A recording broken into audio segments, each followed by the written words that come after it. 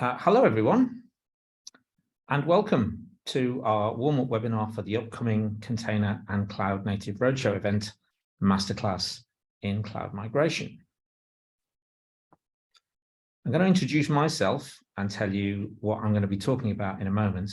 But before we get started, could I just go through a bit of webinar housekeeping? Could you post questions in the chat and I'll deal with them at the end?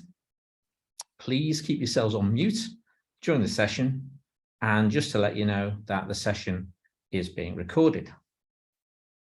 Hopefully everybody can hear me all right. So first off, let me introduce myself and my company, Tier 2 Consulting. So I'm John Cornforth. I'm the head of professional services for Tier 2. And I'm one of the founders of the company from way back in 2002. So we celebrated our 20th anniversary earlier this year. Also earlier this year, just a couple of months ago, in fact, we were acquired by Prolific's Application Services, Inc. And just to tell you a little about Prolific's, they're a digital engineering and consulting firm. They help clients navigate and accelerate their digital transformation journeys. So becoming part of the Prolific's family will mean for us the ability to scale our existing custom software delivery capability to meet the increasing demands we have from our customers. So really, it's an exciting time for us at Tier 2. Obviously, I don't look terribly excited in the photograph. I'm not quite sure why I'm squinting. I think it's 20 years of looking at code probably, but anyway. What do we do at Tier 2? So we work in partnership with customers to deliver and support custom software solutions. We use an agile requirements-first approach. We really try to understand what our customers are looking for before we start to build anything. The types of solutions that we build range from public-facing web apps, complex B2B integrations, and we also provide consulting services on a range of middleware and integration technologies. Now, as regards our technology stack, we very much favor open source and cloud native. Hence our relationship with Red Hat. And speaking of which, what a great segue that was. We were the first, and I think currently the only premier middleware partner in the UK and Ireland, now in our 8th consecutive year of that partnership. So we're trusted by Red Hat as middleware experts. And as well as delivering our own Tier 2 managed projects, we also deliver services on behalf of Red Hat. Going beyond middleware, in January of last year, we were invited to join a new elite group of partners awarded the status of Container Platform Specialist, which obviously we're very proud of. And this new partnership status, based on our technical accreditations and our project experience, recognizes us as a technology leader and trusted advisor working on the Red Hat OpenShift platform. And our expertise in this platform, we think, puts us right at the top of the list for cloud native development services. So why am I talking to you today? Well, this session is really designed as a warm-up or an introduction to our in-person Masterclass in Cloud Migration event, which is happening on the 3rd of November at Platform in London. That event will be very hands-on. It'll be very developer-focused. It's a workshop with a lab. So we wanted to do a couple of things in advance of that on this session. Number one, make sure that we position the event properly so that anybody that is considering signing up their people or attending themselves, any development managers or developers, anybody that wants to sign up the event actually knows what it's about. And number two, get all of the boring introductory stuff out of the way to maximize the hands-on lab time that the devs will have at the event, basically cutting down the amount of time I have to speak to 0. So in very broad terms, our upcoming event is all about migrating to the cloud. What does that mean? And why is everybody so preoccupied with it? And just to focus on the slides, I'm going to turn my video off now so you don't have to look at me. Well, we've all heard a lot about innovation in the last decade or so. And I think currently we're witnessing an innovation explosion.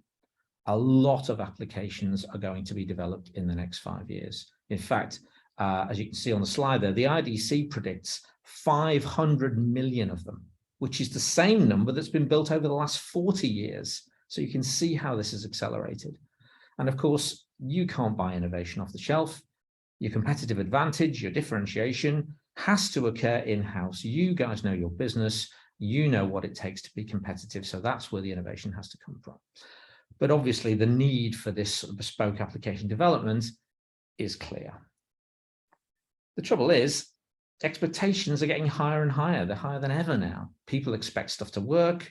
People expect sub-second responses. They expect to be able to access their apps from anywhere and have rich and personalized interactions. So your competitive edge depends on your ability to release this cool new functionality faster than your competitors, i.e., develop and deliver high-quality applications faster. So how do you do all this innovation while still keeping the lights on? This slide illustrates the things that you need to do, and let's pick out a couple of the key ones. I mean, sure, build more modern applications. That's kind of an obvious statement, isn't it, really? But I'd like to look at the optimizing and integrating what you already have, because I think that's crucial, and that's really the point of our upcoming event. Your developers can make existing applications more modern and make more use of those existing or legacy applications, if you like. Part of the modernization is to use cloud infrastructure and automation. And as we'll see, that's what the Red Hat OpenShift platform really gives you.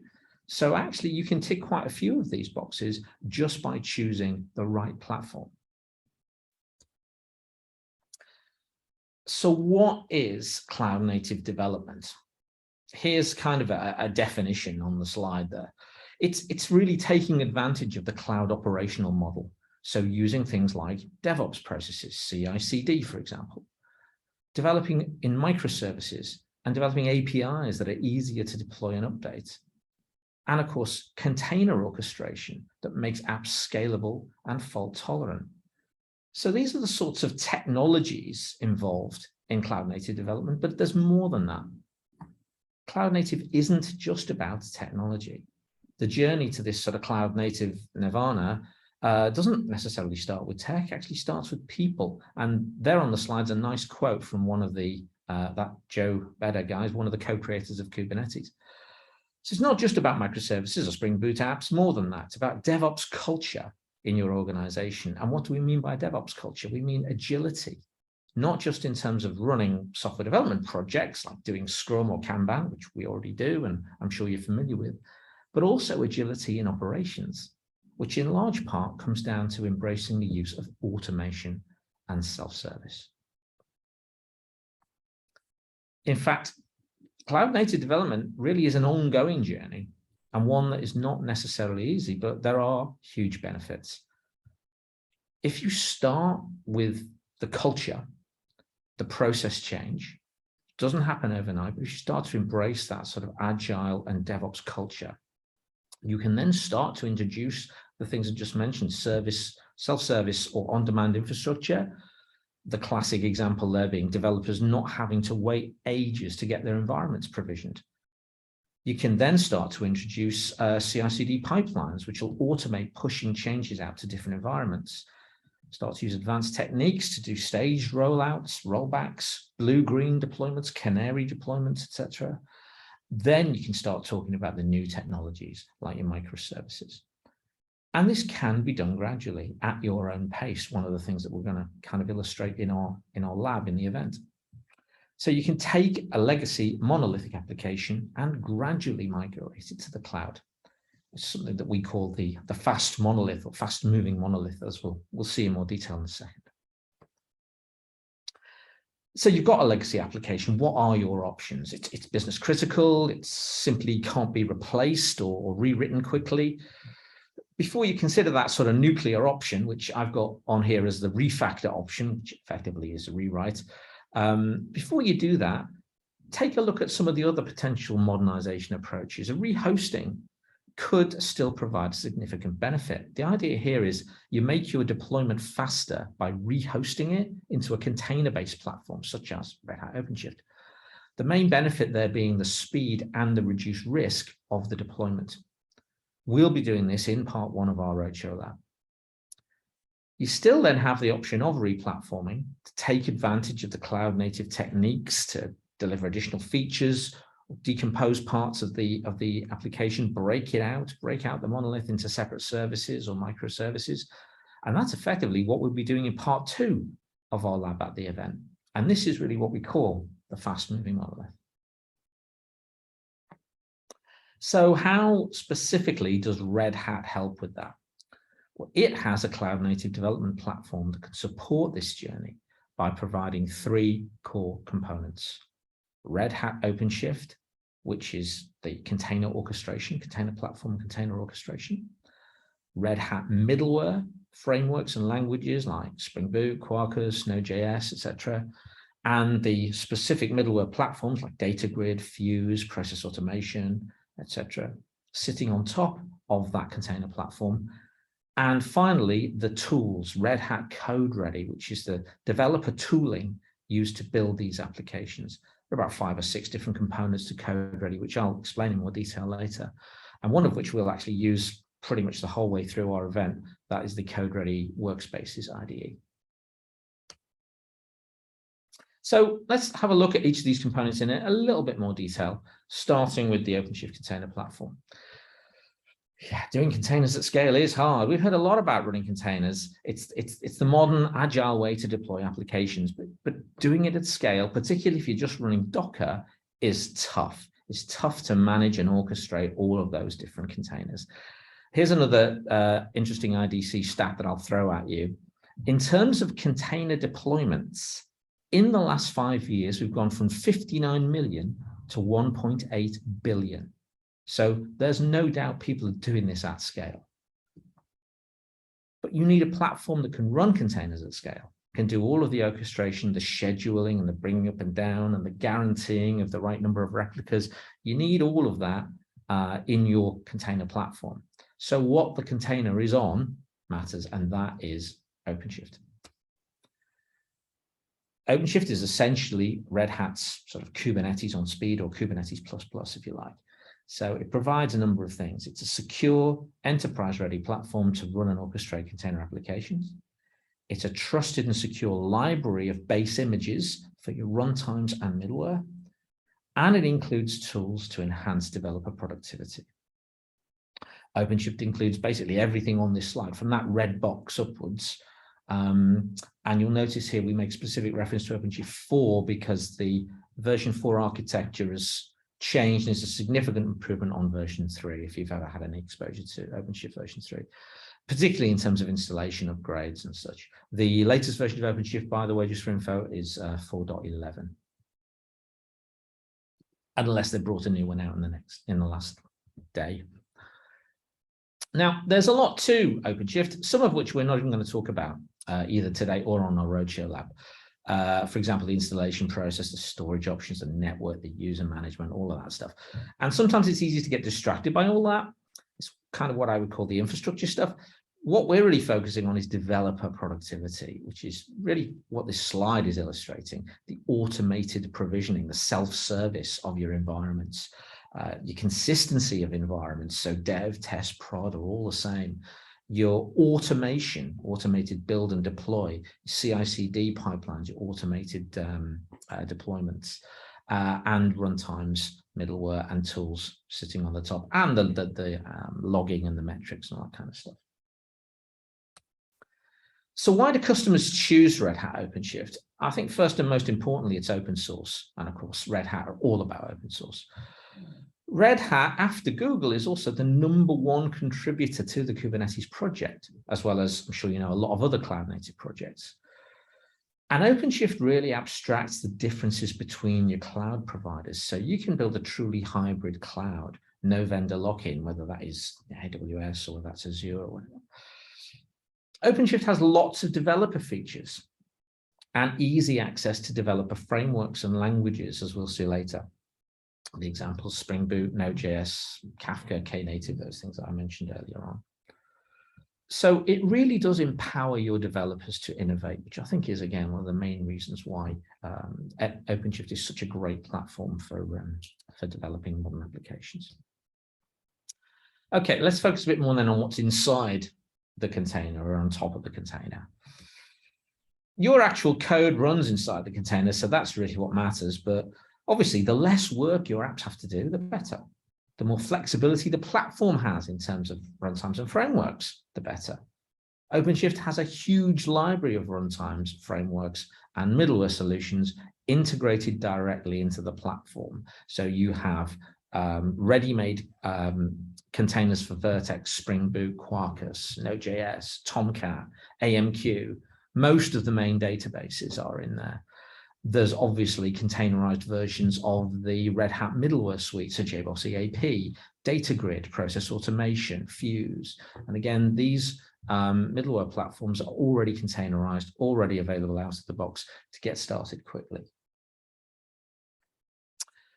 Of course, what's between the containers matters. So how your apps talk to each other matters. The more integration options you have, the better. OpenShift has loads of those available. I mentioned Kafka, mentioned Fuse, ActiveMQ, etc. So it means you can connect applications together in a much less error-prone way. You don't have to write the glue. I mean, an example, you don't have to write an FTP component to talk to an FTP server. You just use the one that was already there. Also, if you're writing APIs, which you mentioned a few minutes ago, Red Hat has a solution for exposing, managing, and monetizing those APIs, which is called 3Scale, which you may have heard of. So Red Hat middleware provides the capabilities, frameworks, languages that you need to write your workloads. And OpenShift is the best choice because all the languages, frameworks, and middleware are pre-integrated into that OpenShift platform. So it has the ability to support net new development, but also existing applications. And as I've mentioned, you can perform a gradual migration to a more modern application architecture, leveraging all the advantages of the cloud-native deployment model. And that's really what we're going to be doing on our Roadshow event. We're going to take an existing application and derive new value from it, match your application requirements to the right runtime, migrate at your own speed. So now let's take a quick look at some of Red Hat's developer services and tools, many of which, as I say, we'll be using on this Roadshow event. If you sort of take a high-level overview of developer services within OpenShift, there are a few aspects to it illustrated here on the slide. All your traditional desktop IDEs, your Eclipse, IntelliJ, VS Code, and the web-based ones like Eclipse Che, for example, can integrate with OpenShift. OpenShift has a web console with a developer perspective to allow devs to interact directly with the platform. OpenShift also has a CLI, so you can use that for repetitive or scripted tasks. OpenShift allows you to perform secure image builds, either from binary, repos, or from source code if you want. OpenShift supports deployment configs, so you can parameterize your deployments to make them specific to each environment, and tools for developing CI/CD pipelines, the likes of Jenkins and more recently Tekton. These are built into the platform. So if we actually examine the Red Hat product portfolio itself, this is what it looks like. Red Hat has introduced this term called CodeReady, which is really a kind of a sub-brand for developers. And if we go through each of these, CodeReady Workspaces is the online IDE. This is the IDE in the browser. This is what developers are going to use pretty much the whole time on our lab, in our event. So it's based on Eclipse Che. It's all in a browser. It's very effective, particularly if you've got maybe lots of new developers coming on board or contractors. You don't want to download all of your IP maybe to their laptop. You just want to be able to go in a browser and have them hit the ground running. So it's really good for that.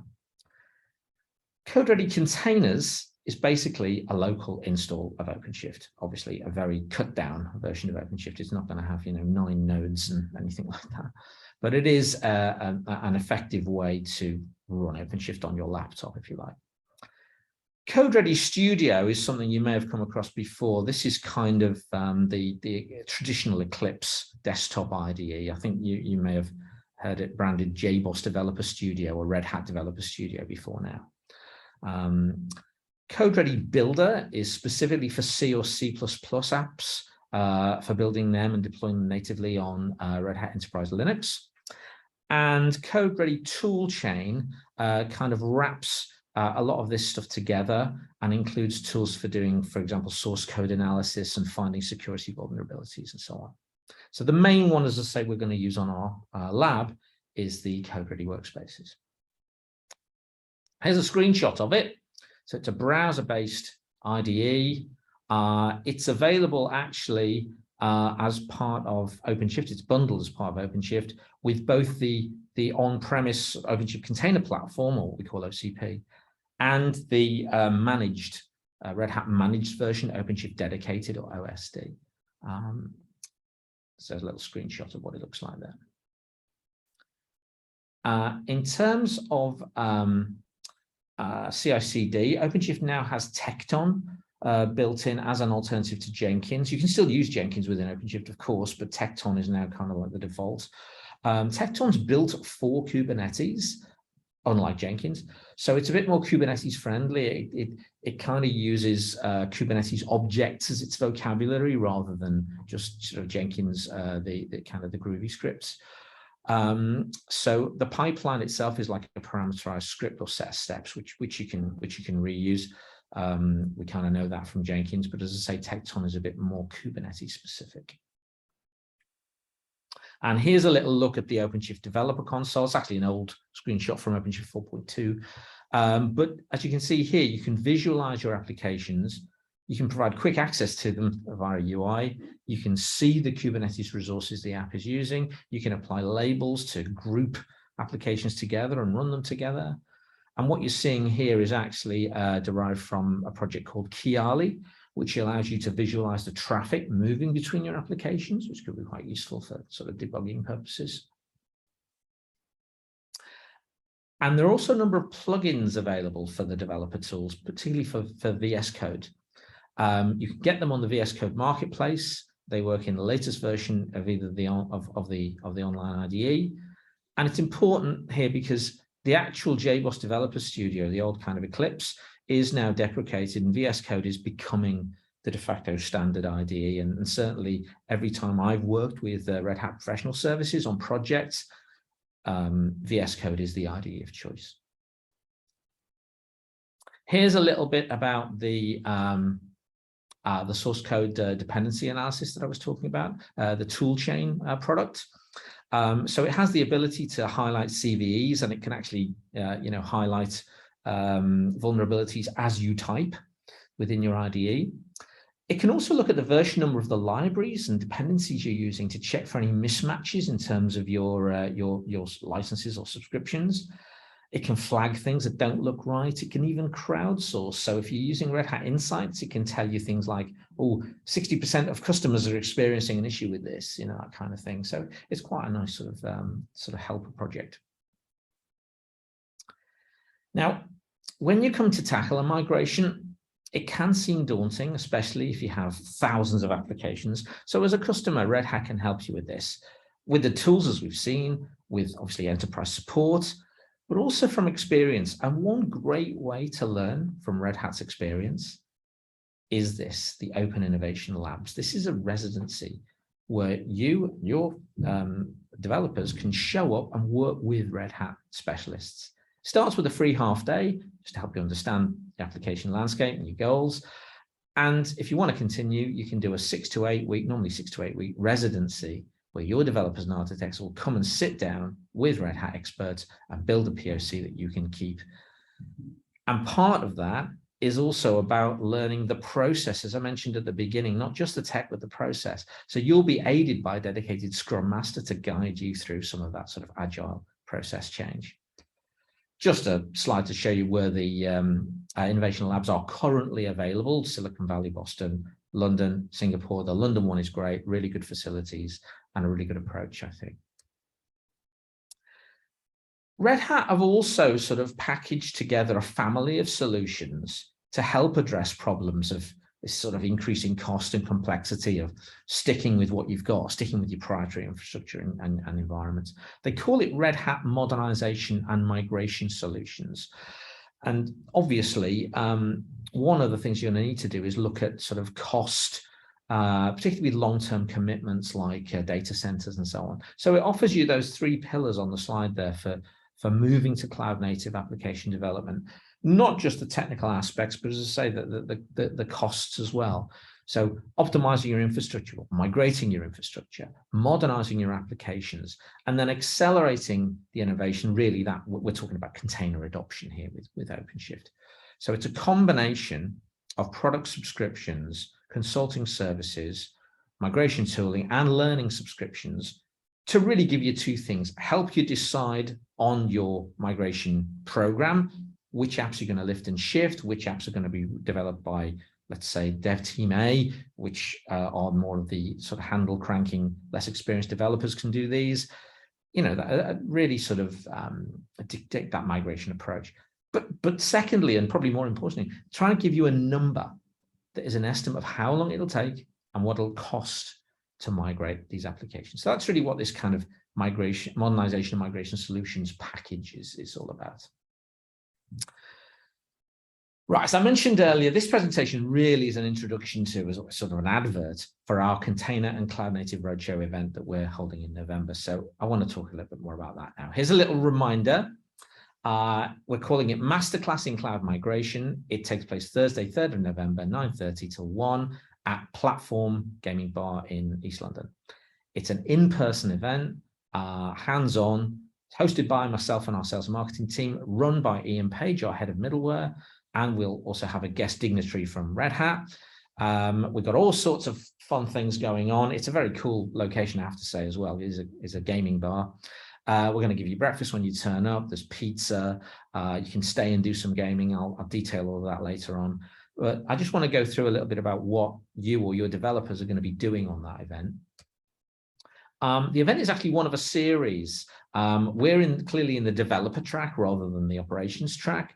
It's a hands-on lab. It's about 2.5 hours to complete, and it focuses on migrating an existing monolithic Java app from legacy to Red Hat in practical terms. That means going from WebLogic to JBoss EAP and onto OpenShift. And then we'll start to modernize it by incrementally refactoring to microservices and a modern Java platform, bringing in things like Quarkus and Spring Boot in our case. That's the agenda, but actually, if you ignore that, we'll get into each sort of bit in detail. So first of all, the workshop environment. You're going to have an OpenShift cluster, which is dedicated for each attendee, isolated from one another. You're going to have a CodeReady Workspace IDE. You're going to have a migration toolkit for applications, or MTA, which allows you to analyze your existing legacy app and get suggestions for migrating it. You'll also have a collection of runtimes available. And as I said, in our case, we're going to use Spring Boot and Quarkus. So in terms of the migration toolkit, we're going to use it to run a report on that existing source code and find out what's required to migrate it initially just to JBoss EAP.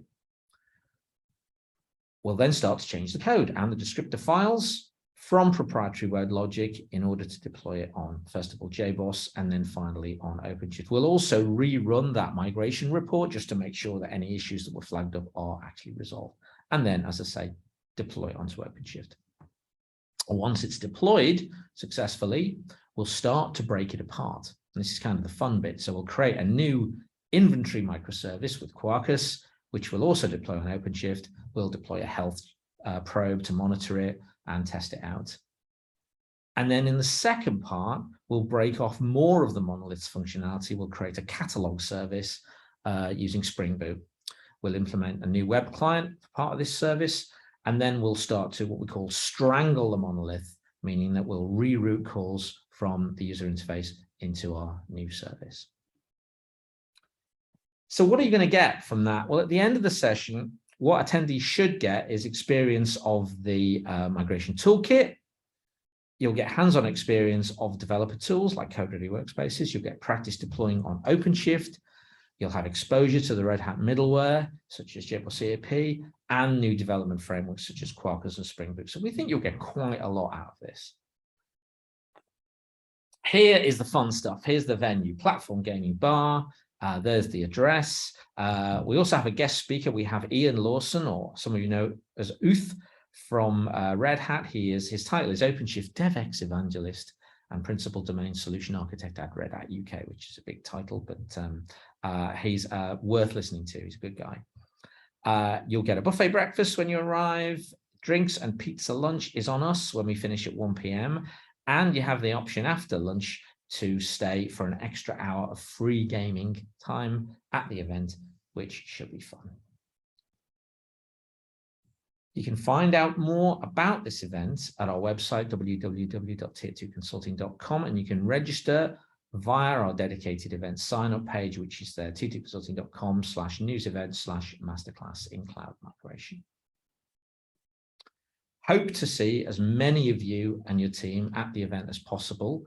Here are our contact details plus Twitter handle and LinkedIn info. And as I said in the intro, we at T2 think we're ideally placed to help you with your cloud native app dev journey. So please contact us about any application modernization challenges that you may be facing. We are a little over 1 minute over time, I think, but I will hang around if anybody wants to ask a question. So I don't see any in the chat, but I did have one earlier actually, which is regarding the event. Are we able to run these events just for one dedicated customer? And the answer is yes, of course. This particular event was for all comers, but there's no reason why we can't do it for a dedicated team. Again, either in person at your location or a Red Hat location. And indeed, Red Hat have done this in the past where they've targeted the roadshow at a specific customer. So yeah, absolutely, we can do that. So that's the end of today's session. I'd really like to thank you for your time, and I hope to see as many of you on the roadshow event on the 3rd of November as possible. Thank you very much.